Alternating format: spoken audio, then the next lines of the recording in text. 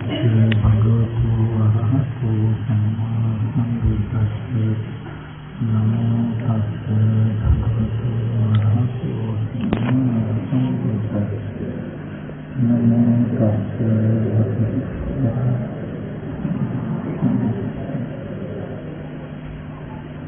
එතකොට අපි මේ හැම සිද්ධියකින්ම කතා කළේ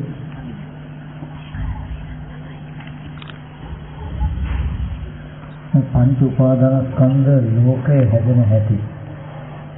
එතකොට අපි දන්නවා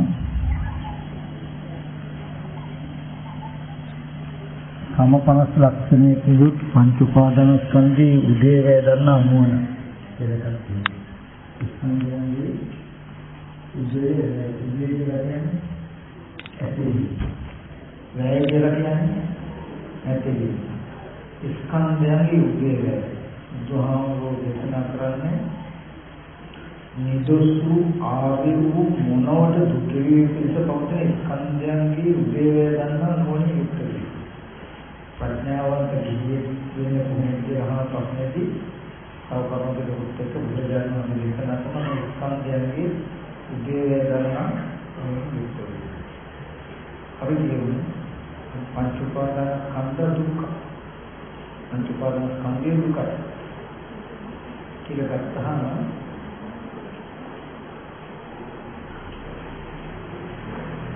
ඔබට දුකේ ලබන ක්ෂේත්‍රය කියලා අපි කියමු තමන්ගේ දරුවේ ලෙඩ නිසා හෝ දරුවේ පරිණාමයේ කවි ලෙඩ නිසා හෝ මැරිලා නිසා හෝ කොමන කාරණකින් ඔබට දුක වෙනවා කියලා කියන්නේ. එතකොට ඔබ දන්නවා ඔබට ඒ පිළිවිපුල දුක ආවේ ඇයි කියලා. මොකක් නිසාද? ඒ රූපේ පරිණාම වෙනකොට ඒ රූපේ වෙනස් වෙනකොට ඔබට දුක ආවේ ඒ රූපේ දරුව හැටියට ඔබට පෙනෙන කම හින්දා. එතකොට ඒ රූපේ දරුව හැටියට ඔබට පෙනෙනකොට ඒ රූපේ දරුව හැටියට ඔබට පෙනෙන රූපය කියන පංච උපාදාන රූප උපාදාන.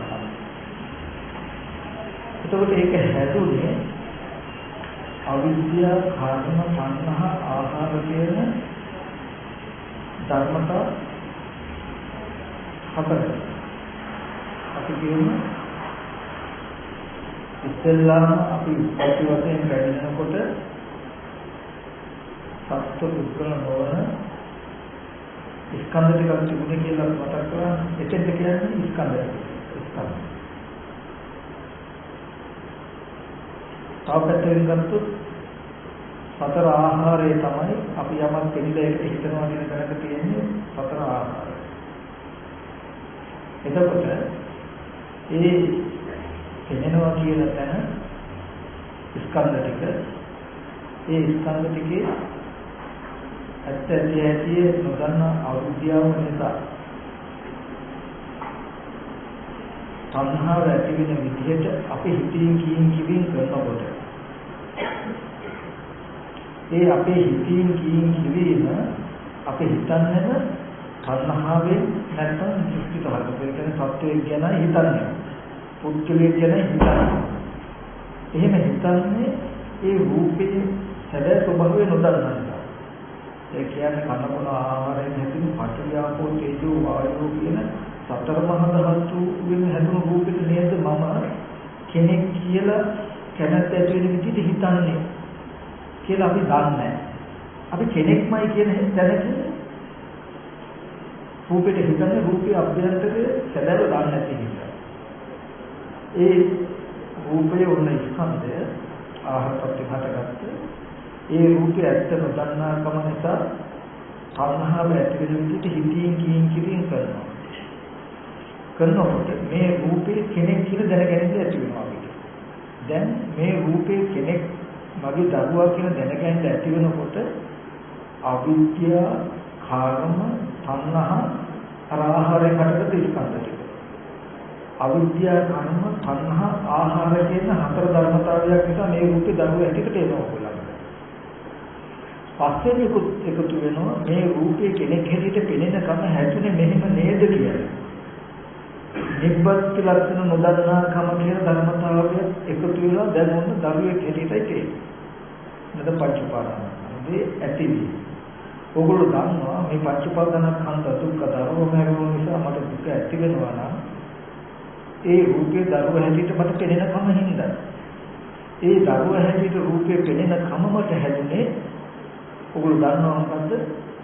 අවිද්‍යාව, කර්ම, තණ්හා, ආහාර කියන ආහාරයෙන් හටගත් ස්කන්ධ ටිකට ඇත්ත නොදැන තණ්හාව ඇති වෙන විදිහට ඉතිං කිවි කළ නිසා. එතකොට අවිද්‍යාව, කර්ම, තණ්හා, ආහාර කියන ධර්මතා හතරක් නිසායි ස්කන්ධ ටිකකුයි කෙලෙස් ටිකකුයි දෙක එකට එකතු වෙලායි ඕගලන්ට දැන් මේ රූපේ තියෙන දරුව හැටියට පේන්නේ. ඔන්න රූප උපාදාන ස්කන්ධය ඇති. තෝ දරුව දකිනකොට ඇති වෙන වේදනාව හැටියට මේ දරුවගේ හැඩය කියලා හඳුනා ගන්නවා. දරුව ගැන හිතන්න කියනකොට දරුවයි දැනගන්න කියනකොට ස්කන්ධ පංචකයම ওই විදිහටම තියෙනවා.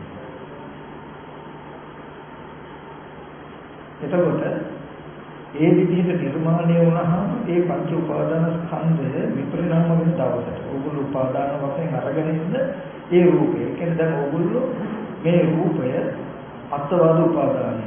පුද්ගලයේ සත්‍යය කියලා දැන් අරගෙන තියෙනවා. කනබුන ආහාරයෙන් ගන්න සතර මහා ධාතු රූපය උපාදානයේ හිත විදිහට දැන් ඕගොල්ලන්ට තියෙනවා. එතකොට ඕගොල්ලෝ උපාදානයේ ඒ රූපේ බැහැර නැහැ. ඒ රූපේ ඕගොල්ලෝ උපාදානයේ මිදිලා නැහැ. රූපේ උපාදානයේ තියෙනවා කියන එක නෙමෙයි.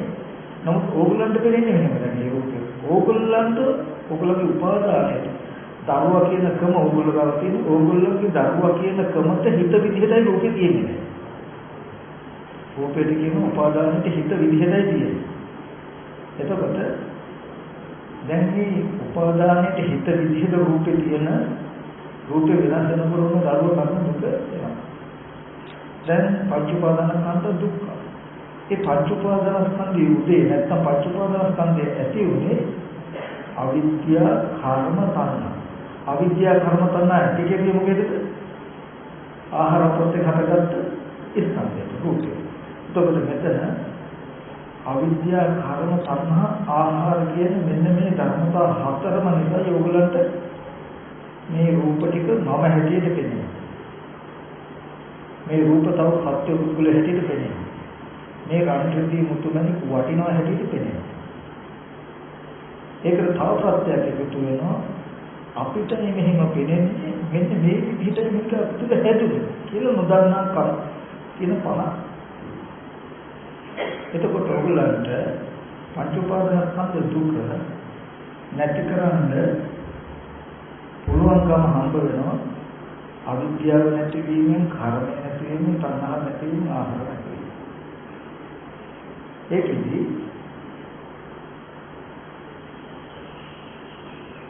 ආහාරයෙන් හටගත්ත ස්කන්ධ ටික ඉතිරිය තියෙද්දී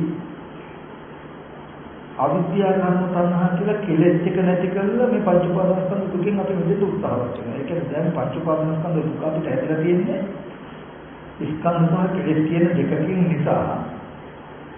මේ දුක අපිට එන්නේ තනියම නෙමෙයි. ස්කන්ධ ටික විතරක් තිබුණොත් අවිද්‍යාව, කර්ම, තණ්හා කියන කෙලෙස් ටික නැතුව ස්කන්ධ ටික විතරක් තිබුණොත් දරුවමල දුක එන්නේ නැහැ. ඊට පස්සේ ස්කන්ධ ටික නැතුව අවිද්‍යාව, තණ්හා, කර්ම කියන කෙලෙස් ටික විතර පවතින්නේ නැහැ. කෙලෙස් වල ඉඳෙන්නක් තියෙන්නේ. ඇත්ත දකින්නේ මොකේද? තණ්හාව යෙදෙන්නේ මොකේද කියලා එකක් තියෙන්නේ. ස්කන්ධ නැතුව කෙලෙස් තියෙනවා. එතකොට කෙලෙස් ටිකෙන් විතරක් ස්කන්ධ නැතුව ඒ කියන්නේ කෙලෙස් ටික විතරක් තිබුණොත් දවමල දුකේ නොදුණා. ඒ කෙලෙස් දිනුන රූපේ විතරනම් වෙනකොට නේ දවමල දුක එන්නේ. කෙලෙස් ටික තිබුණා කියලා ඒ කෙලෙස් වලට හසු නොවුණු ස්කන්ධය කෙලෙස් ටිකට පවතිනවා. එතකොට උපාදානයේ හිත රූපෙකින්ම දුක එන්නේ. එතකොට දැන් අපි මෙතෙන්දි කරන්න හදන එක දෙයක්. අපි දන්නවා මේ පංච උපාදානස්කන්ධ දුක්ඛ පංච උපාදානස්කන්ධයේ තියෙන අත උපාදානයේ හිත විදිහට මේ ස්කන්ධ ටික පවතින කාර්ම දුක එනවා බලකට බෑ. ඒ දුක හැදෙන හැටි ගන්නවා ස්කන්ධ සහ කෙලෙස් කියන දෙකක් එකට එකතු වෙලා. අපි දැන් කරන්නේ ස්කන්ධ ටික පිළිසිඳ දැකලා කෙලෙස් ටික නැති කරන එක. පංච උපාදානස්කන්ධය නැති වෙන්නේ අවිද්‍යාව නැති වීමෙන්, කර්ම නැති වීමෙන්, තණ්හාව නැති වීමෙන්, ආහාර නැති වීමෙන් මේ දෙකේ මේ දෙක නැති වෙනකොට පංච උපාදානස්කන්ධ දුක නැති වෙනවා. පංච උපාදානස්කන්ධය නැති වීම. එතකොට අපි දැන් කනබුන ආහාරයෙන් හැදුණු රූපය ආහාරයෙන් දුක් වෙනකොට නිරුද්ධ වෙනව නේද? කියලා හුදුට නොවනින් රූපය ගැන බලන්න අවිද්‍යාව ටික ටික නැති වෙනවා. ඊගාවට කර්මහන යුක්ත සිතින් කිවින් නැති වෙනවා. අවිද්‍යාව නැති වෙනකොට කර්ම තණ්හා කියන දෙකට ඉඳ නැහැ. ඒ කෙලෙස් ටික නැති වෙනකොට අඩුවෙන් අපිට මෙහි අපචේත යන්නේ නැතිවීමට යන්නේ මොකද්ද? පංච උපාදානස්කන්ධය. දරුවා, පුද්ගලයා, සත්‍යය, වටිනා කියන දේවල් කියනවා කියලා කෙනෙක් නම් තමයි නැති වෙන්නේ. ඒ නැති වෙනවා කියලා කියන්නේ දුක තමයි කියන්නේ. ඒ නිසා අපි දැන් විදර්ශනා කරනකොට පංච උපාදානස්කන්ධය උදේවැය හිතන්න. පංච උපාදානස්කන්ධය උදේවැය හිතන්න කියන්නේ අපි භාවනා කරන්න කියලා දැන් ඉඳගත්තා කියන්නේ. ඉඳගෙන ඉන්නකොට මම ඉස්සෙල්ලා කියලා දුන්නා විදර්ශනා කරන හැටි. සමථය සංවාරේ මොනමයි. නමුත් චිර කතම්පි චිර භාසිතාන්ත සරිතා අනුසරත. සති සම්බුද්ධංගේ කියන්නේ මොකද්ද? බොහෝ කල් සිට කිව්වා වූ කළා වූ දේවල් වලට හොඳට සිහිය තබන්න ඕනේ. ඒ කියන්නේ එකතැන කිව්වකට ඕගොල්ලන්ට බොහෝ කල සිට කිව්වා වූ කළා වූ දේවල් සිහි වෙනවා. ඉන්නවා කියනවා කියන ඥාතිවරු එකතු කරපු කරුණු සිහි වෙනවා. තමන් කළ කී දේවල් සිහි වෙනවා. ඒ සිහි වෙනකොට ඒ සිහි වෙන අරමුණු නුවණින් මෙනෙහි කොට යුතුයි. ඒකෙදි ඒක අපිට හඳුනා ගැනීමේ පහසුව සඳහා ක්‍රම දෙකක් අපි කතා කරලා හඳුනා ගන්නවා. අපේ ක්‍රම දෙක. ඒ තමයි අපි උපදින අරමුණු වලට යට වෙවි ජීවත් වෙනවා සහ උපන් අරමුණු යට කර ජීවත් වෙනවා කියන ක්‍රම දෙකක් තියෙනවා. අපි කතා කරන්නේ දැන් ඉඳගෙන ඉන්නකොට කවුරු හරි කෙනෙක්ව සිහි වුණොත් කියපු කරපු දෙයක් අහවලා මෙහෙම කිව්වා මෙහෙම කළා මම අහවලා ගාවට මෙහෙම ගියා අහවලාට මෙහෙම බැලුවා කියලා හරි තමන් හෝ තව පුද්ගලයෙක් හෝ කිරීමට සම්බන්ධ වෙච්ච පුද්ගලයෙක් සිහි වෙනකොට අපි එතනදි සිද්ධාන්තය අතහැරලා සිද්ධාන්තයට හසු වෙන පුද්ගලයා අල්ලගෙන ඒක අපි නොවනින් බලන්න. ඒක බලන්න ඉස්සෙල්ලා අපි කියමුකෝ දැන් දරුවෙක් කියලා සිහි වෙනකොට ඒ සිහි වෙන අරමුණ ඕගලන්ට ඇත්තම වෙලා දරුවම වෙලා දරුවා ගැන ඕගොල්ලෝ සිතින් කියින් පහල කළොත් අනේ ඇත්තට ළමයා කොහෙද දන්නේ ඉන්නේ ළමයා දෙවිලා නෝකරනවා දන්නේ කො සිහි වෙනකොට මේක ඇත්ත වෙලා සිතින් කියින් කළොත් ඒ අරමුණට ඕගොල්ලෝ යට වුණා වෙනවා. යමක් හිතන එක ඇත්ත වෙලා ඒකට ඕගොල්ලෝ ප්‍රතිඋත්තර බඳින මට්ටමකටපත් වුණොත් මොන විදිහකට හරි ඒකට ලැජ්ජ හිතුනොත් ඒකට බය වුණොත් ඒ දෝගොල්ලෝගේ අරමුණ ඇත්ත වෙලා ඒකට දුක ආවොත් විශේෂ කරපරවුණු සතුට ආවොත් ඒක ඇත්ත වෙනවා. සිහි වෙන දෙයට ලැජ්ජ හිතුනොත් බය හිතුනොත් සතුට හිතුනොත් දුක හිතුනොත් එහෙම දෙයක් කියන හින්දා ඒක ඇත්ත වෙනවා. ඒ කියන්නේ ඒ හැම අරමුණක්ම දක්ෂ වුණා ඕගලන් යට කරා. ඒ හැම අරමුණකින්ම කෙලෙස් ටික මතුවලා තියෙනවා ඒගොල්ලෝ යට වෙලා තියෙනවා. එතකොට උපදින අරමුණු වලට යට වෙවි ජීවත් වෙනවා කියලා කියනවා යමක් මනෝමය සිහි කර සිහි කරන එකට තමන්ම සිහි කරනවා තමන්ම ලැජ්ජ හිතා ගන්නවා. තමන්ම සිහි කරනවා තමන්ම සතුටු වෙනවා. තමන්ම හිතනවා තමන්ම දුක හිතා ගන්නවා. එතකොට තමන්ම හිතනවා තමන්ම තරහ ගන්නවා. තමන්ම හිතනවා තමන්ම ආස වෙනවා. කියනකොට ඒ සිහි වෙන හැම නිමිත්තක්ම සජීවී කරලා ඇත්ත කරලා ඕගොල්ලන්ව යට කරන්න සමත් වුණා. ඕකට කියනවා මාර පරාජය. මාරයට පරාජය. මාරය දෙවනිය අදියර ලැජ්ජ වෙන්නවත් සතුටු වෙන්නවත් දුක හිතෙන්නවත් ඉඩ තියන්නේ. ඒ අරමුණම ඇත්ත වෙන්නේ නැහැ ඕගොල්ලන්ට. ඇත්ත කරගන්න. දරුවා කියලා සිහි කරනකොටම ඒ රූපේ දරුවා කියනකම දැනෙන්නේ මටනේ. ඒ රූපේ දරුවා හැටියට දැනෙන්නේ මටනේ. කියලා සිහි කරනවා.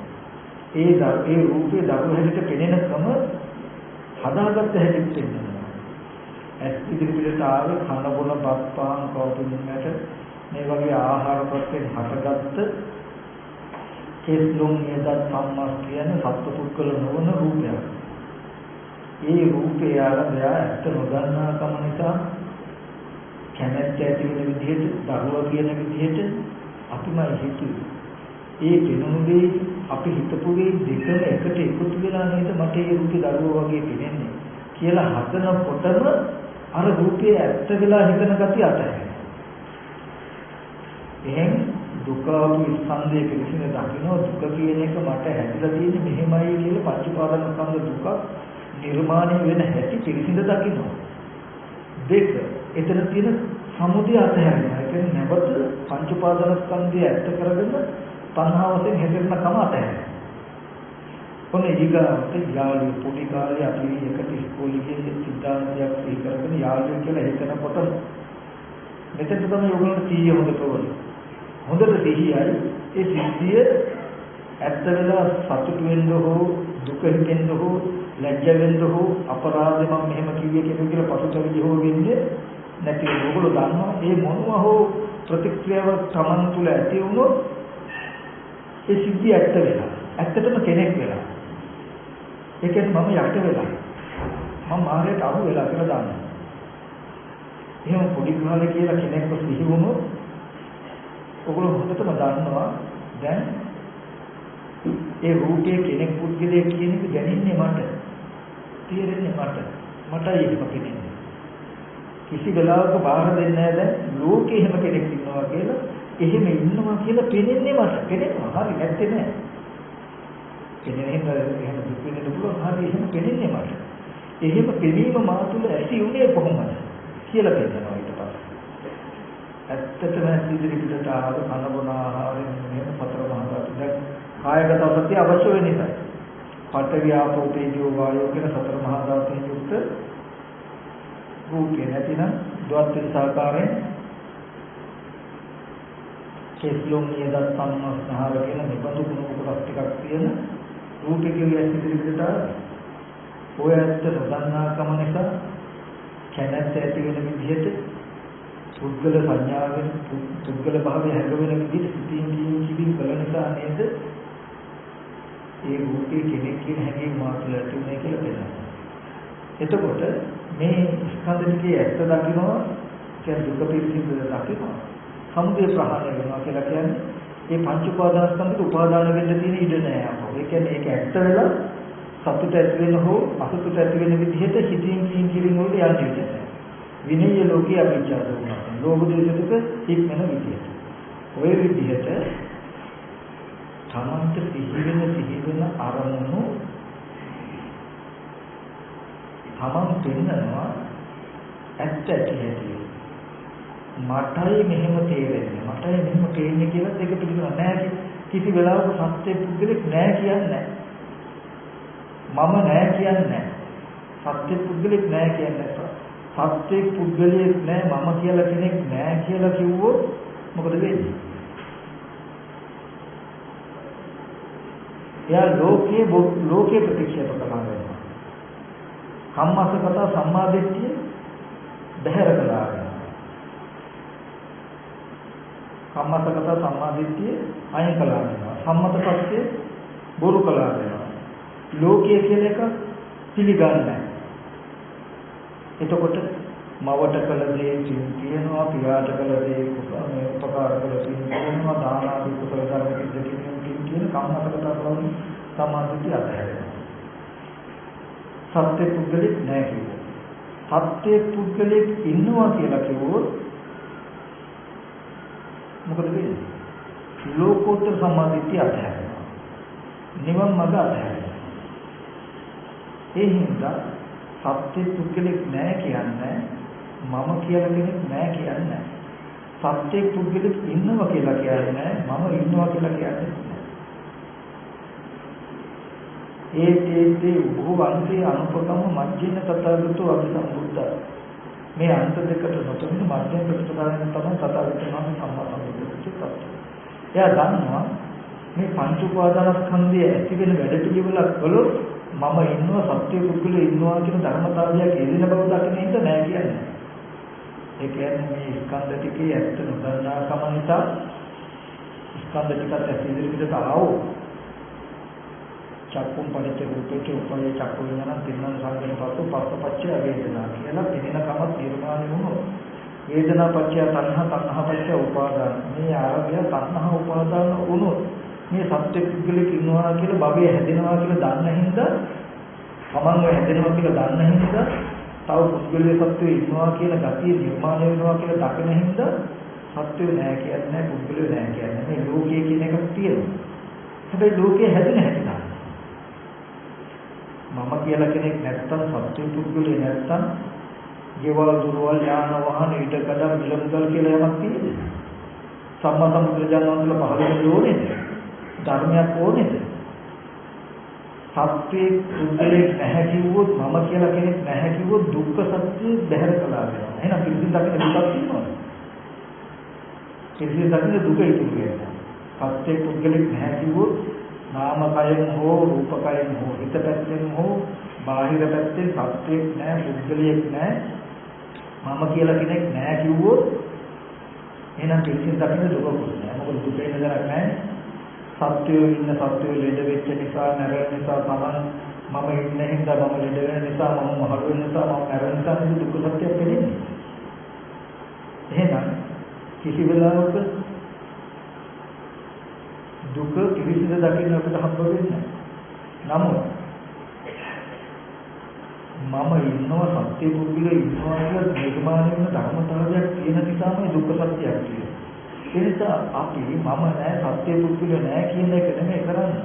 මම ඉන්නවා සත්‍ය පුද්ගලයා ඉන්නවා කියන තැනකින් දුක එනවනම් ඒ දුක පිළිසිඳ දකින්නවා. ඒ මම හැදෙන්නේ කොහොමද? මේ සත්‍ය පුද්ගලයා හැදෙන්නේ කොහොමද කියන එක පිළිසිඳ දකින්න. දැන් අපිට මේ මම කියලා පේනවා කම තියෙද්දි කොහොමද නැහැ කියන්නේ?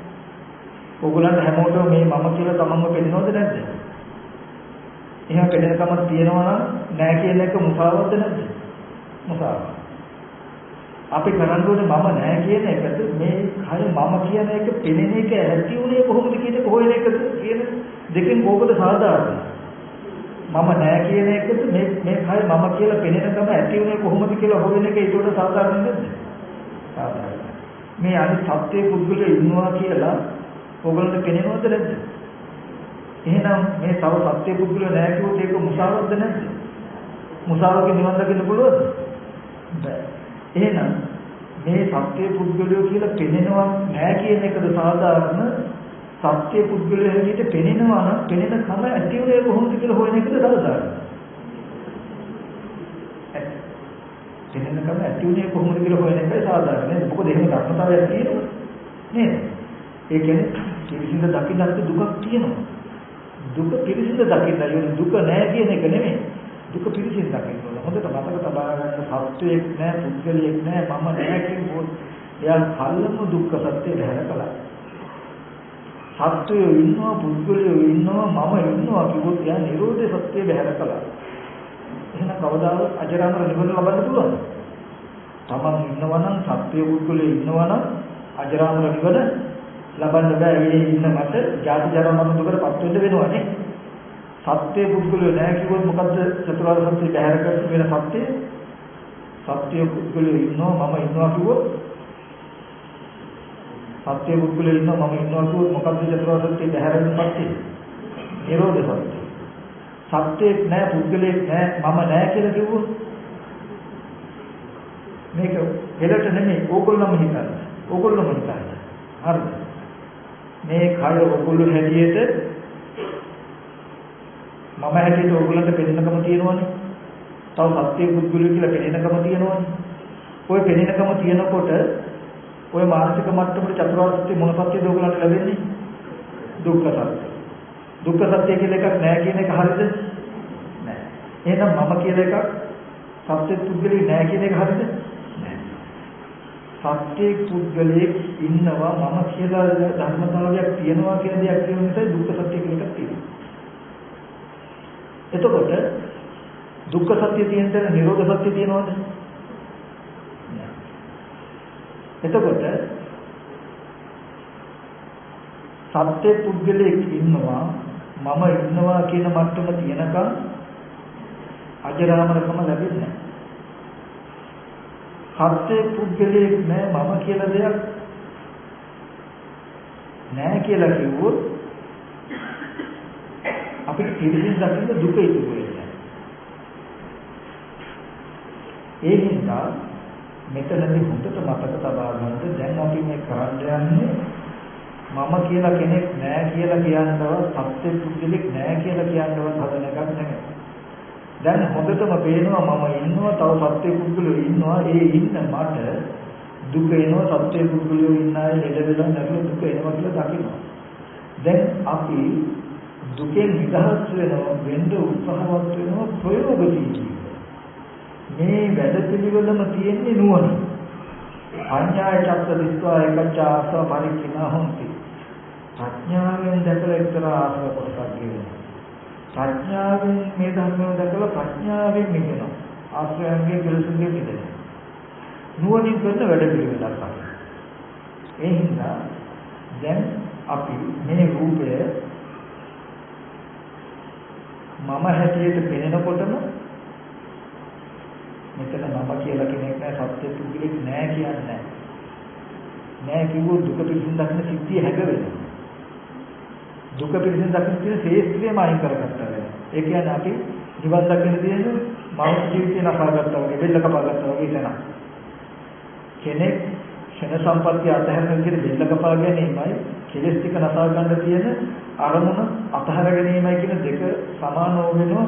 මම කියලා කෙනෙක් නැහැ කියලා බැලුවා. හිතෙන් හෝ කයෙන් හෝ මම කියලා කෙනෙක් නැහැ සත්‍ය පුද්ගල නැහැ කියලා බලනවා කියන්නේ බෙල්ල කපා ගන්නවා වගේ වැඩක්. නිවන් දකින්න හේතුව තියෙන්නේ අතහැරන අවස්ථාව. දැන් අපි කරන්නේ මොකද ඒකෙදි? මම ඉන්නවා දැන් මට මේ දුක පිළිසින් දකින්න. කොහොමද දුක පිළිසින් දකින්නේ? එයා පෙන්නනවා කොහොමද මේ කය මම හැටියට පෙනෙනකම නැහැ කියන තියෙනවා. හැබැයි මේ පෙනෙනකම ඇති උනේ මෙන්න මෙහෙමයි කියලා පෙන්නනවා. කනබුන ආහාරයෙන් හැදුණු පඨවි ආපෝ තේජෝ වායෝ කියලා රූපي හොඳට ධාතු වශයෙන් හෝ පෙනෙනවා. නැත්නම් කලාප වශයෙන් කේතුලෝනියකට සම්මස්නහර කරන මේ වගේ කොටස් 32කින් හැදුණු මේ රූපයට ඔන්න ඒ ටික පෙන්නලා මේ රූපය කියනකොට දෙලෙදීන් චක්කුම් පරිච්ඡ රූපයට උපදින චක්කුම් නම් තින්නකට පස්සපචය වේදනා කියති. ඒකේ ඇත්ත නොදන්නා කම නිසා තණ්හාව ඇති වෙන විදිහට දෘෂ්ටි ඇති වෙන විදිහට මේ මම නේද මගේ හැටි මෙහෙම නේද කියලා අපි හිතින් කියින් කළාම ඒ ස්කන්ධ ටික මම හිත මෙහෙවපු ගතියක් කියන දෙකම නිසා මේ කය මම කියන දැක්ම ඇති වුණා නේද කියලා පෙන්නකොට එයා මම ඇති වෙන්නේ මෙන්න මෙහෙමයි කියලා කියනවා. ඒ තමයි මේ පංච උපාදානස්කන්ධය උදේ. ඊට පස්සේ අනිත් පැත්තට දකිනවා. එහෙම මේ කයේ මම ඇති වෙන හැටි දකින්න හින්දා, ලෝකයේ ඇති වෙන හැටි දකින්න හින්දා, දුක ඇති වෙන හැටි දකින්න හින්දා මම නෑ කියලා කියන්නේ. සත්‍යය නෑ කියලා කියන්නේ. මේ රූපේ ඇත්ත නොදක තණ්හාවෙන් යුක්ත මේ රූපෙට මම මගේ කියලා හිතින් කියින් කරනවා.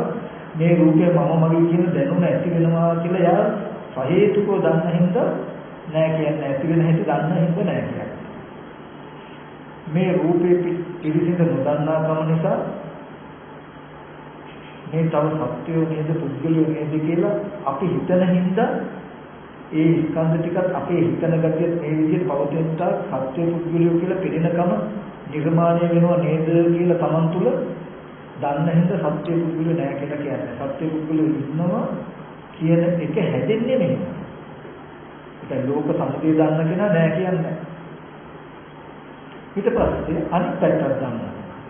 මේ කනබුන ආහාරයෙන් හැදුණු රූපයේ හොඳට පිළිසිඳ දකින විදිහට රූපයේ ඇත්ත ඇති හැටි හිතනවා නම් මේ රූපයට තණ්හාව ඇති වෙන විදිහට මම මගේ කියන හැඟීම ඇති වෙන විදිහට හිතන්නේ නැත්තම් නේතම් මම නේතුහමස්මි නෙමෙසෝත්තාති මම නෙමෙයි මගේ නෙමෙයි මගේ ආත්මය නෙමෙයි මේ රූපය ආහාරපත්යෙන් හටගත්තේ කියලා මෙහෙම නුවණින් දැනුවොත් මේ කය මම කියන දැක්මෙන් නිදෙනවා කියලා දකින හින්දා මම ඉන්නවා කියන්නේ මේ අනුගුණ ආහාරයෙන් හැදුණු සතර මහා ධාතුන්ගෙන් හැදුණු මේ ස්කන්ධ ටිකේ ඇත්ත ඇති හැටි බලන්න හිත මෙහෙවලා තණ්හාවෙන් යුක්තව සත්ව පුද්ගල හැඟීමෙන් යුක්තව සිතින් කියින් නොකොළොත් මේ රූපේ සත්ව පුද්ගල භාවයට පෙනෙන සිද්ධාන්තය අතුරුදහන් වෙනවා කියලා දකින හින්දා සත්ව පුද්ගල භාවයෙන් වෙන දුක නිදහස් වෙන්න පුළුවන් කියලා දකින හින්දා එයා තියනවා කියලා කියන්නේ.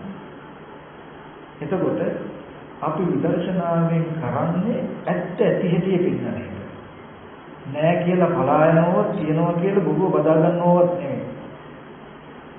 ඌසේ ඌ විදිහට පෙන්නනවා. මේ කය සත්‍ය පුද්ගලෙක් හැටියට පෙනෙනකම තියෙන හින්දා නෑ කියන්නේ. ඒ පෙනෙනකම හැදෙන හැටි විවර කරලා පෙන්නනවා. සත්‍ය පුද්ගලෙක් ඉන්නවා කියලා කියන්නේ නැහැ වගේ නෑ කියලා කියන්නේ නැහැ වගේ ඉන්නවා කියලා පිළිගන්නේ නැහැ. එයා මේ විදිහට ඇත්ත ඇති හැටි පෙන්වුවොත් මෙහෙම පෙනෙනකම නැති වෙනවා කියලා දකින්න හින්දා මේ ලෝකයේ කියන එක හදාගත් එකක් කියලා යන්නට.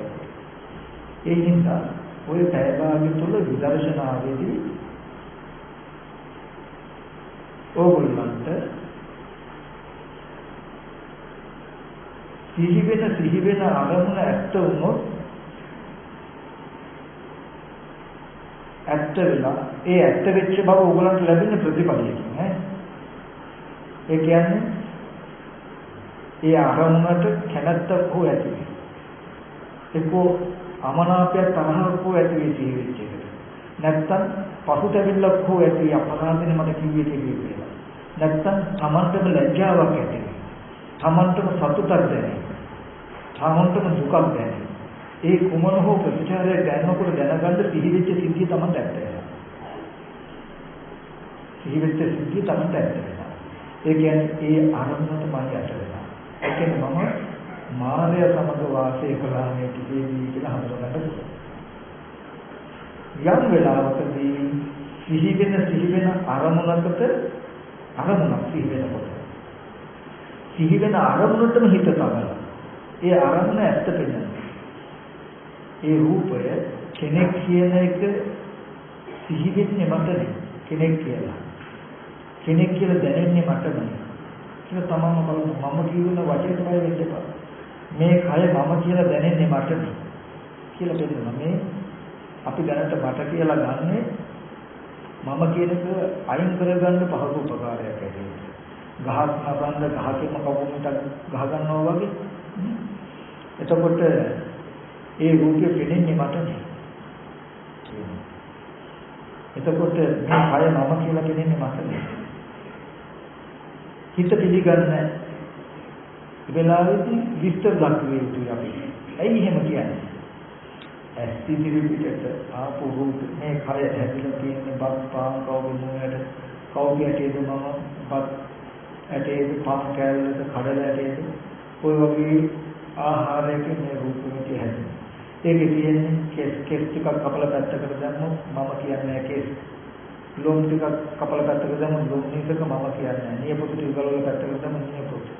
හැම ගලවලා ඉවරලා පැත්තකට දැම්මොත් හැම කියන්නේ නිසක මම කියන්නේ. මේ වගේ නුවණින් සිහියෙන් එකින් එක ශරීරයෙන් ඉවත් කරලා බලන්න. එහෙනම් මෙන්න මෙහෙම මම නොවන කොටස් ටිකකුයි ඇස් ඉදිරියට පෙනෙන්නේ. ඒ කැලේ ටිකේ ඇත්ත නොදන්නා කම නිසා මේකට මගේ ආත්මය කියලා සිතින් කියින් කළ නිසා නේද ඒ රූපේ මම කියන දැනුමක් ඇති උනේ කියලා දැන් බලන්න. මොකද මම ඇති වෙච්ච හැටි බලන්න. දුක ඇති උනේ නේ දුක ආදාගෙන තියෙන්නේ නේ. තමන්ම දුක වගා කරගෙන අනුභව කරනවා කියලා කෙරේ නොබුදවද. ඊට පස්සේ අනිත් රූප සත්‍ය පුද්ගල හැටියට පෙනෙන සම දැනෙන්නේ මට. මේ රූපේ අම්ම හැටියට පෙනෙන්නේ මට. මගේ අම්මා ගන්නවා දුකින් මේ රූපේ මට අම්ම හැටියට පෙනෙන්නේ. මාර්ගයේ පෙනීම එහෙම හැදුනේ. පෙනෙන දෙයට මම එහෙම හිතුවේ. මම බැරිලා යම් වෙලාවක හිත මෙහෙවේ නැත්තම් පෙනෙන දේ තුල තිබුණේ එහෙම සිද්ධියක්. මේ හිත හරි දක්ෂයි ප්‍රඥප්ති නැතත් පරිඥානක මේ පෙනෙන වස්තුව වෙන්න පුළුවන්. චක්කු පඩච්ච රූපේච රූපයේ චක්කු විඥාන තින්නං සංගත පස්සෝ පස්සපච්චය වේදනා කියන තැනකින් උපේක්ෂාසහගතයි පෙනෙන්නේ. පෙනෙන දෙයට මම හිත හරවන අපි ලස්සන මාර්ගයව පෝෂණය කියලා විතරනේ නැත්නම් මේක ගොඩක් ගණන් ඇති නේද? අපි වටිනවා කියලා හිතුවම හොඳට බලන්න මේ හිතේ කිං ටික තමන් කරන්නේ.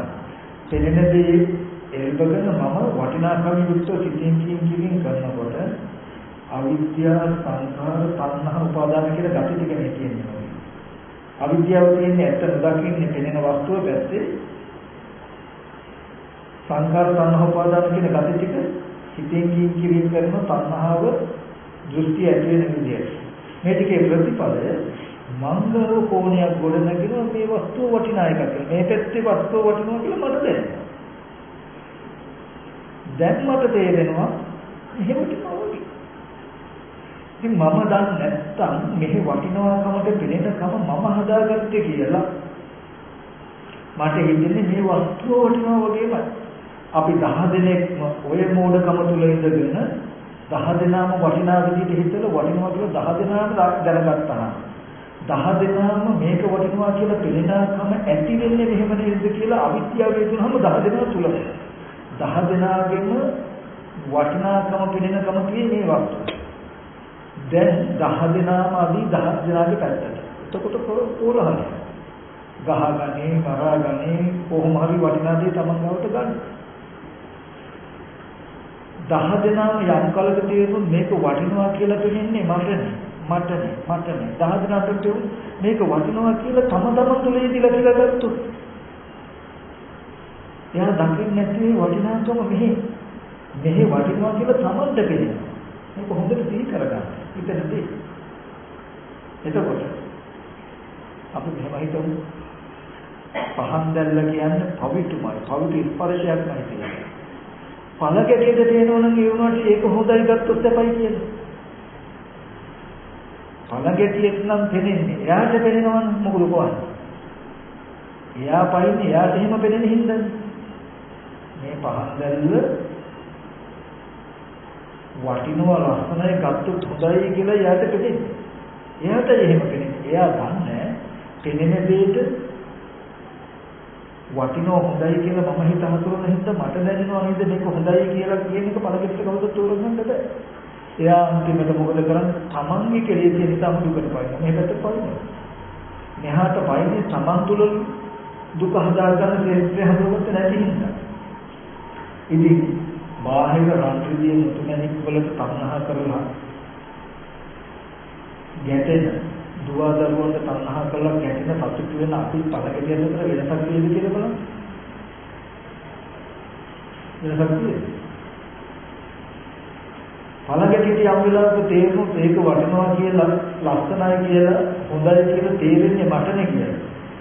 හැබැයි එතන තියෙන පොදු ස්පර්ශයක් කියලා එතකොටම තේරෙයි.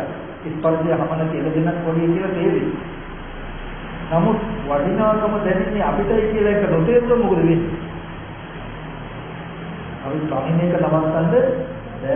මේ පැත්තට ගන්න දුන එක නවත්තන්න බෑ. ඒ නිසා මේ දුක නතර කරන්න නම් මේ කලගැටියගේ ඇගේ ඉන්නේ ස්පර්ශ වෙන එක නතර වුණොත් විතරමයි පිච්චෙන එක නතර වෙන්නේ. දුක වෙන එක නතර වෙන්නේ නේ. එහෙම දුක වෙන එක නතර වෙන්න නම් එයාට තණ්හාව ඉක්මව ගන්න වෙනවා. එහෙනම් තණ්හාව හික්මව ගන්න නම් එයා දකින්න වෙනවා මේ දුක ඇතිකරන්න මේ තණ්හාව ඇත්ත දන්නාකම නිසා තමන් තුළ මේක යෙදෙන්නේ කියන්නේ. එදාට මේකට එන්නේ. එනිසා අපි විදර්ශනා කරන්නත් ඕනේ. දරුවා කියලා පේනකොටම සිහි වෙනකොටම ඕගොල්ලෝ දන්නවා දැන් කොහොමද අර පළඟැටියට පහන් දැල්ල කොමහ කරලා තබාගන්නේ. එයාටයි වටිනාකම පේන්නේ වගේ මේ රූපේ දරුවා හැටියට පේන්නේ කාටද? තමන්ටයි කියලා තමන් හොඳට දන්නවා. එතකොට දැන් මොකද කරන්න ඕනේ? පළඟැටිය වගේ දරුවා කියලා පැනලා දුක් වෙනවද? නැත්තම් ඇහැට සුදු කර ගන්නවද කියන එක තමන් අතේ තියෙනවා. එතකොට යා හොඳට පෙන්වුවොත් ඒ රූපේ දරුවා හැටියට පෙනෙන කම පෙනෙන්නේ මට. පෙනෙන කම පෙනෙන්නේ මට කියලා නිකන් නතර වෙන්නේ නැහැ. උත්තර දිගට පෙන්නනවා. මේ ධර්මයේ එහිපත්කෝ කියලා කියන්නේ මෙහෙන්ද මෙහැවිලා බලන්න කියලා කියන්නේ ඕනම කෙනෙකුට මේ න්‍යායෙත් නෑ කියලා කියන්න බෑ. තමන්ම දිගට පෙන්නනවා ඊට පස්සේ. දරුවා කියලා පෙනෙන්නේ මට කියන තැනකින් නතර කරන්නේ නැහැ. ඒක ඇති වෙච්ච හැටිත් පෙන්නනවා. ඇස් ඉදිරි පිටට ආපු වස්තු එකින් එක එකින් පෙන්වන දරුවා කියන කැස් එකකටද ලොම් ටිකටද නිය වලටද දත් වලටද හමටද මස් වලටද රූප ටිකේ ඔක්කොම ටික පෙන්වනවා එකින් එක එකින් එක. දරුවා කියලා කියවනම් මේ කොටස් තිබ්බේ. ඒකත් හොඳට විවර කෙරුවා. ඒකද හැදුන හේතුවක් වෙනවා. කන බොන පාන් කවුරු බාටේද දරුවා පාන් කෑල්ලද කවු කැටේද ව්‍යාපරෙල්ලද මේවා තමයි හැදෙන්නේ.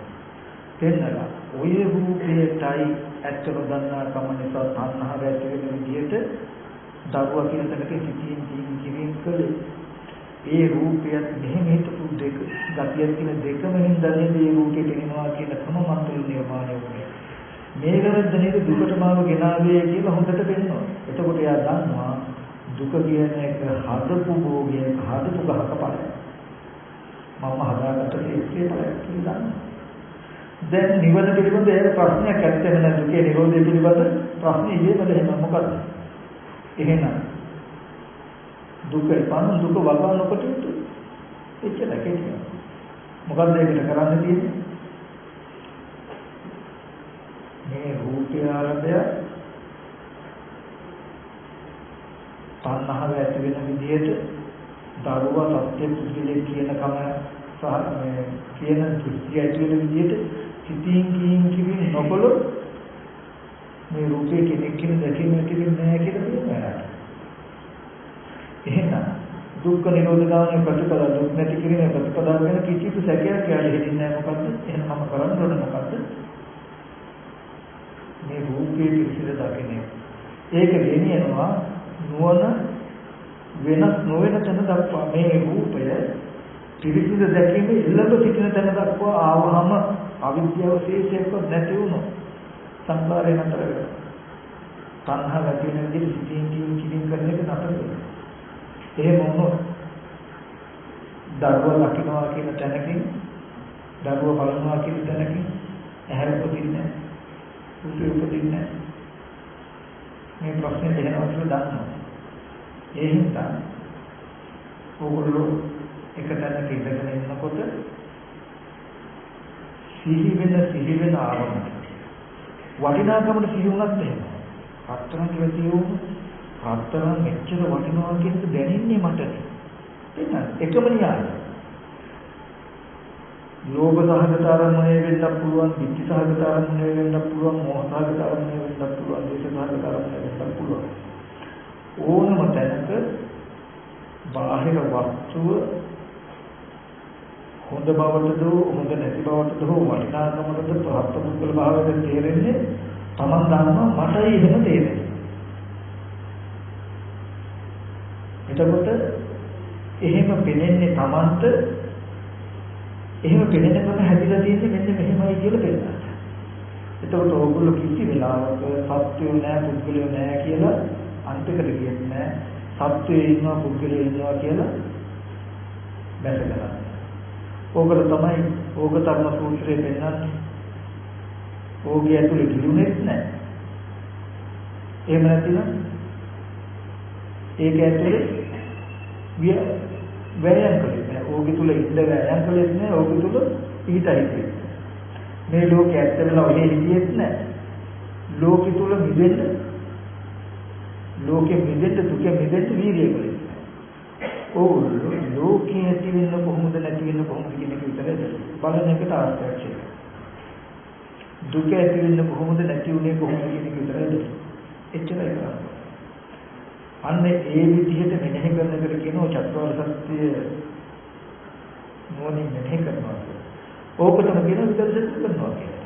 කොහොම පැය භාගයක් ඉන්නවා නම් පැය භාගය පුරාවට සිහි වෙන අරමුණු ටිකට සිහිය ඇතුව යට වෙන්නේ නැතුව එහෙම අරමුණ එහෙම දැනුමක් තමන් තුළ ඇති වුණේ කොහොමද කියන එක පෙන්නන්න. එච්චරයි. හැම තැනකම නිම්ම තියාගන්න හිස් ඉදමයි හම්බුනේ කියන තැනක. සත්ත්ව පුද්ගල නොවන වටිනා නොවන ආයතන ටිකකට මෙහෙම හිතපු කම හින්දායි මට ඇස් ඉදිරියට ආවේ රූපයක් විතරයි. ඒ රූපෙට ටීවී එකේ තියෙනුනේ ඇස් ඉදිරියට රූපයක් විතරයි. ඒ රූපෙට අහවල නළුවනේ කියලා අපි විතරයි අපි හිතන්නේ. මම හිතපු එකයි ඒ කෙනුන එක දෙක එකතු කරලා අහවල කෙනානේ කියන දැනුමක් නම් ඇස් ඉදිරියට ආවේ රූපයක්. අපි සත්‍ය කියලා හිතන්නේ. සත්‍ය පුද්ගලයා කියලා අපි හිතුවාම ඒ රූපෙට මම සත්‍ය පුද්ගලයා කිව්වම ඒ රූපෙට පුද්ගලයා කෙනෙක් මට පේනවා. ටීවී එකේ තියෙන රූපේ පුද්ගලෙක් හැටියට මට පේනවා. මට පේනුනත් රූපියත් බලන්න. ඒක නෙමෙයිද මේ වෙලාව තියෙන්නේ. අපිට එහෙම පේන්නේ හින්දානේ අපි නැවතත් ඒ දිහා බලන්නේ. අපිට රූප සත්‍යය හැටියට පේනුනත් නැත්නම් අපි ටීවී ගෙවලට වැඩක් නැති.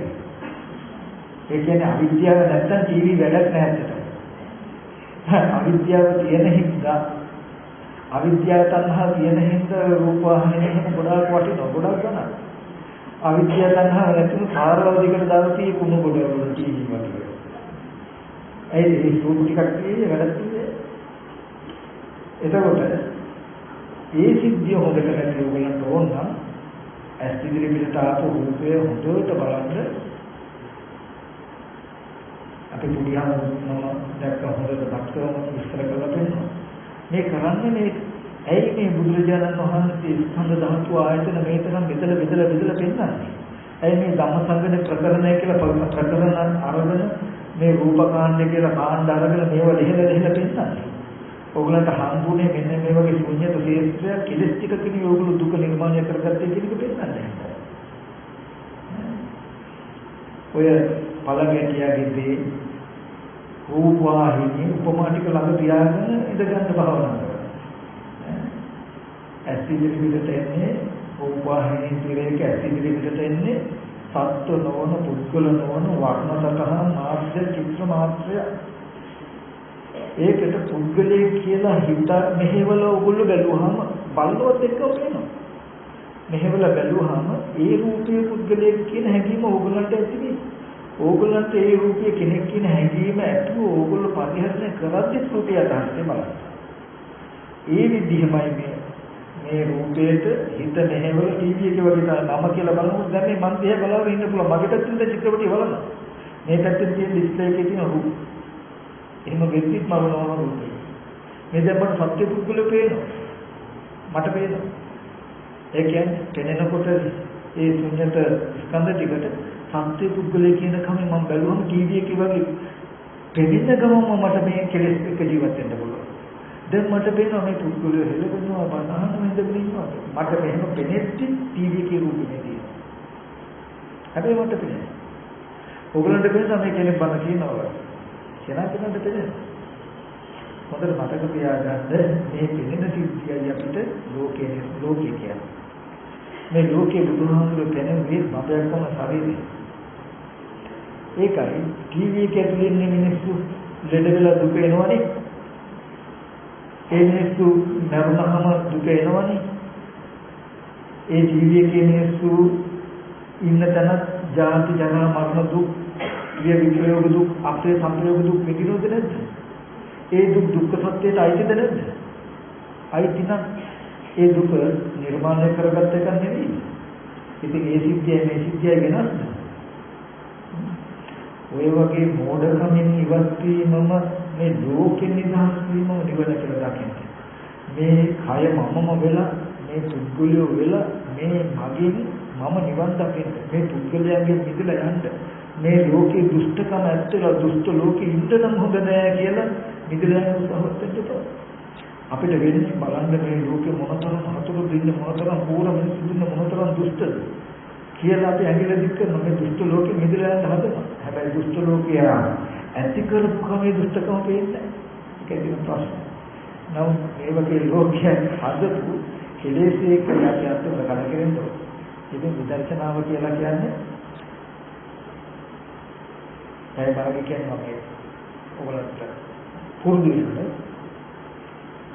සිහි වෙන හැම වස්තුවක්ම හඳුනාගන්න මොකද්ද වටිනාකම දැනෙන්නේ මට මේ විදිහට පෙනෙන්නේ මට පුද්ගලයෙක් කියලා දැනෙන්නේ මට කියන එකෙන් බලන්න.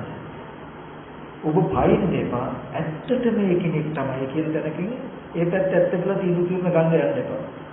ඒ පැත්ත වටිනාකමින් අරගෙන හොයන්න ගවේෂණය කරන්න යන්න එපා. මෙහෙම ආශ්‍රවින්ද බලවත් හොරුව තියෙනම මේ පැත්ත කියලා. නමුත් මේක ආශ්‍රය කරන්න පුළුවන්. එහෙම පෙනෙන්නේ මට වටිනාකම දැනෙන්නේ මට කියලා පෙන්නන්න බාහිර පැත්තේ කෙනෙක් හිටියම වටිනා දේවල් කියනවාමයි කියන කතිය ගෙවෙන. සීලාශ්‍රව කියලා කියන්නේ මේ දෙන්න ඇහෙනදී ඇස් ඉදිරි පිටට කෙනෙක්දිම වටිනාකම යෙදෙන්නේ. ඇස් දෙකට කෙනෙක්දිම සත්පුද්ගල භාවයේ කෙනෙන්නේ. ඒ කියන්නේ එයා සත්පුද්ගල භාවයට හිතුවා. එයා දන්නවා මම හිතුව මට මෙහෙම කෙනෙක්. මෙහි තියනවා කියන බාහිර පැත්තට නැඹුරු වෙන්නේ. ඒ හින්දා මේවා කැඩෙනකොට බෙදෙනකොට සත්තු මරන පුද්ගලයන් මරන කියන දුක එන්නේ නැහැ යාට. එන්න ශ්‍රේෂ්ඨයක්. ඒ හින්දා මේ ධර්මයේ පුරා වටි මේ න්‍යාය අහගන්න නැතුව අපි සතර පුරා දුක් විඳාය. ඒ හින්දා ඔයගොල්ලන්ගේ ජීවිතයට පිටක් විතරක් කරගන්න කියන එක මතක් කරනවා. මේ ක්‍රමය ඔයගොල්ලෝ කළොත් නබෝ දවසකින් තමන්ගේ ජීවිතයට පුදුම සහනයක් දැනෙන. ඒ වගේම පුදුම සතුටක් දැනෙන සතර විවාහ ගන්න මාර්ගයකට අවශ්‍ය වෙන පුළුවන් නේද? ඒ සඳහා කරන්නේ ඔබ කියන එක විතරයි. මේ ඔබ තුළම ඔබ දකින්න හදන ක්‍රමය මේ දුන්න. ඔය විදිහට විදර්ශනා කරන්ද ටිකක් නතර කරලා විදර්ශනා කරන ගමන් එහෙමම සත්‍ය නිමිත්තට සම්බන්ධ සිහියේ ආනාපානසතිය වඩලා. සිහියේ ආනාපානසතිය වඩලා හිතාමතාම ටිකක් නතර කරලා සිහි වෙන අරමුණු ඔය වගේ විදර්ශනා කරනවා.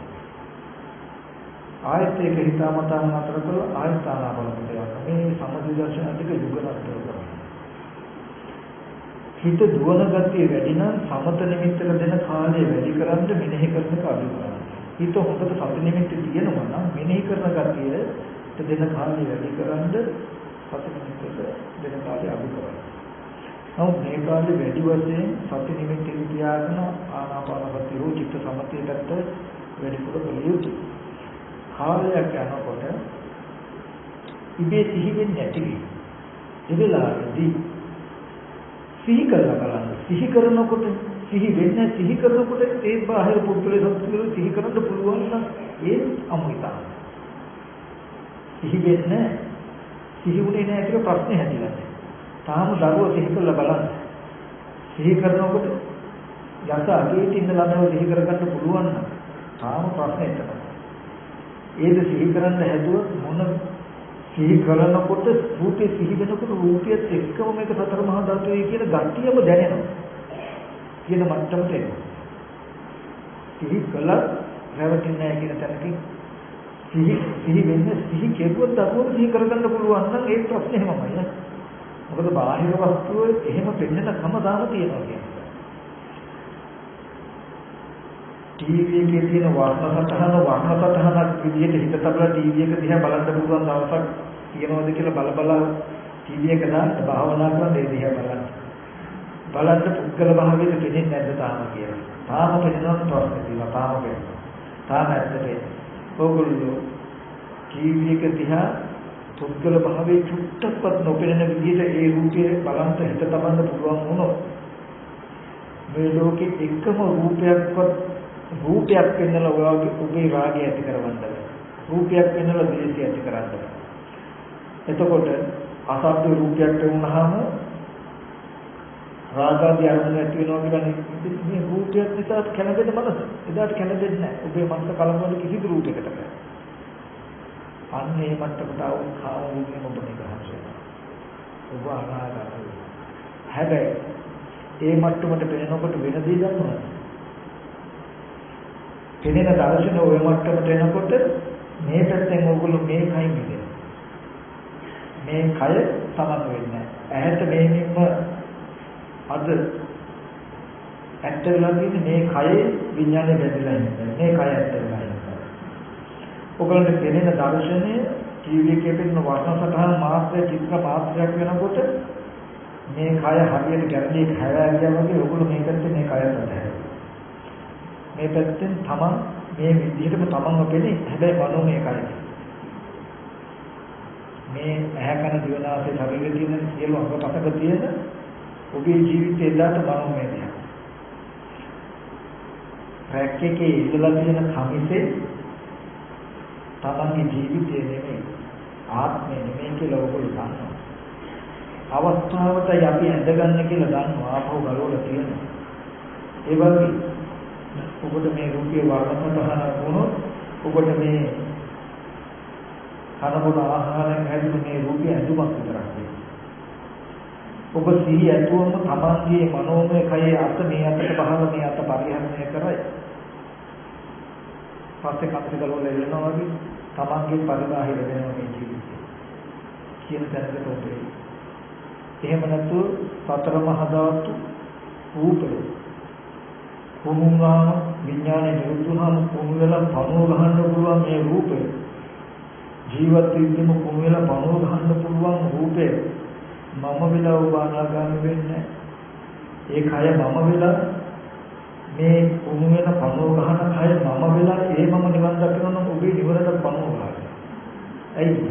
ඔබ නිවන් දකලා තියෙන මේ වගේ කයක ඉඳගෙන ඒ නිවන් දක ඔබට පණුව ගහනවා. ඒ හින්දා එහෙම වෙනවා. ඔබ හොඳට මතක තබා ගන්න රොකෝට් එකක් වගේ. රොකෝට් එකක් මුලින් යන්නේ උඩට විශාල කැලි වල ගොඩාක් එක. ටික දුරක් යනකොට එන කැලි වල එක කොටසක් අතහරිනවා. තව ටිකක් උඩ යනකොට තව කොටසක් අතහරිනවා. තව ටිකක් යනකොට තව කොටසක් අතහරිනවා. සමහර අදාළ ඉලක්කයට චූටි කැමරාවක් වගේ එකක් විතරයි යන්නේ. ඒ වගේ අත්පය හතරම තියෙන අස්කම් ජීවනාස භාගයෙන් තියෙන ආයතන හයක් වෙන කනමන ආහාරයෙන් ලැබුණු ඕදාරික කයක් ඇති උපය නිවන් මාර්ගයට අවතීර්ණ වුණේ රොකට් එකක් වගේ. ටික දුරක් යද්දී කබලින්ක ආහාරයෙන් යුක්ත රූපය අතහරිනවා. ටික දුරක් යනකොට මනෝමය මට්ටමේ රූපය අතහරිනවා. ටිකක් යනකොට සංඥාවේ මට්ටමේ රූපය අතහරිනවා. ඔබ කෙලෙස් අඩු වෙන ස්කන්ධයන් ඔබේ ජීවිතේ වෙන ප්‍රමාණය අතහැරෙනවා. කෙලෙස් වැඩි වෙන්න ඔබට උණු වන ශේෂ්ත්‍රය වැඩි. කෙලෙස් අඩු වෙන්න ඔබ දිට්ඨ ධම්මව පිරිනිවෙන්නේ නිසා. ඔබ යම් දවසක කිසි දෙයකට වහල් නැති නිවහල් කිසිවක බැඳුන නැති කිසිවක් හා නොගැටුණු තැනකට එනවා. ඒ කියන්නේ කිසිදු රූප වේදනා සංඥා සංකාර විඥාන ස්කන්ධයක එක්ක තමනුත් කියන ස්කන්ධයකුත් නැති තැනකට එනවා. සිහි නුවණ ඇතුවම චිත්තචෛතසික ටික දානම උපදිනවා නිරුද්ධ වෙනවා කියන තැනක තෝගොල්ලෝ නිරායාසයෙන් ඒ හැම සිද්ධියකදීම එතෙන්ට එක දෙයයි මේ කාය පරිහරණය කරනකොට කායගත සතිය තියාගෙන ඉරියව් පවත්තන්න මම යනවා නෙමෙයි අනුගුණ ආහාරයෙන් යුක්ත රූපය කාය රූපයෙන් පවතින සිටේ චේතනාවසන් ඒතොන්නේ මේ කය මම කියලා මට දෙන්නේ එච්චරයි කෙටියෙන් ගන්න. එහෙම පෙනෙන එකට හේතු වලද ටීවී එක රූපේ උපමා කරගෙන තියාගන්න. පළඟටියගේ සිද්ධිය උපමා කරගෙන තියාගන්න. මට මෙහෙම පෙනෙන්නේ කියන තැනක යනවා. එතකොට දන්නවා මෙහෙම පෙනෙනකම ඇති උනේ මේ රූපයට මෙහෙම කෙලස් ටිකක් ඉතුරු කරපු නිසායි කියලා දන්නවා. මේ මමමයි කියන තැනක හිතගෙන පය ගහලා නැහැ. එච්චරයි. ඒ මම නිවන් දකින්න හදනවා නෙමෙයි මේ කය මම කියලා කියන සිද්ධාන්තයේ නිදීමම නිවනයි. එයා හඳුනාගත්ත කෙලිම ක්‍රමය මොකද්ද? මම නිවන් දකින්න යනවා නෙමෙයි, මම සෝවාන් සකදාගාමී අනාගාමී අරිහත් වෙන්න යනවා නෙමෙයි. මේ කය මම කියලා පෙනෙන ක්‍රමෙන්න පෙනෙන කම නිදෙන ක්‍රම තේරුණාද? ඒ සෝවාන්. පෙනෙන ක්‍රමෙන් ටිකක් ගෙවනද? ඒ සකදාගාමී. මේ පෙනෙන ක්‍රම මේ කය නිදීමම බැඳුණු තැනුනේ නිදෙන්න ඕන. හොඳට මතක තබා ගන්න මේ ස්පර්ශ ආයතන 6ට එහා පැත්තෙන් අප කවදාවත් නෙමෙයි. කෙනෙක් දේ පෙර නොතිබීම හටගෙන ඉතුරු නැතුව නැති වෙනවා කියලා දැක්කත් අපි මිදෙන්නේ නැහැ. ඇයි? බැඳිලා තියෙන ආධ්‍යාත්මික පැත්ත නිසා. ඒ දර්ශනය ආධ්‍යාත්මික පැත්තෙන් ලෙහා ගන්න අපිට උපකාරයක් වෙනවා. ඔබ යම් දවසක මිදෙන්නේ ආධ්‍යාත්මික පැත්ත කියන මතක තබා ගන්න. බැඳිලා තියෙන නිසා ඒ බැඳීම ලෙහා ගන්න උපකාරයක් මේ දර්ශනය. ආධ්‍යාත්මික බාහිර මේ දෙපැත්තෙම ඔබ මිදී යුතුයි. ඔබ බාහිරින් විතරක් මිදීම හොයන්න එපා. මේ අන්ත දෙකෙන්ම මිදීමම නිවනයි කියලා දකින්න ඒ විදිහට එන ටිකක් විදර්ශනා කරන්න. අපි අද දාන පස්සේ ඉවරලා නතර කරන්නේ. ඕනනම් එහෙම කිව්වේ පැයක් විතර දාන පස්සේ ඔයගොල්ලෝ ටිකක් දාන බලන්න. ඇත්තටම අධ්‍යයනය කරන්න. පැත්තකට ගිහිල්ලා මේ ප්‍රශ්නේ ලියා ගන්න. එතකොට ඇත්තටම ප්‍රශ්න තියෙනවා අපි පැයක් විතර ප්‍රශ්න ගැහුවා කියනම කතා කරමු.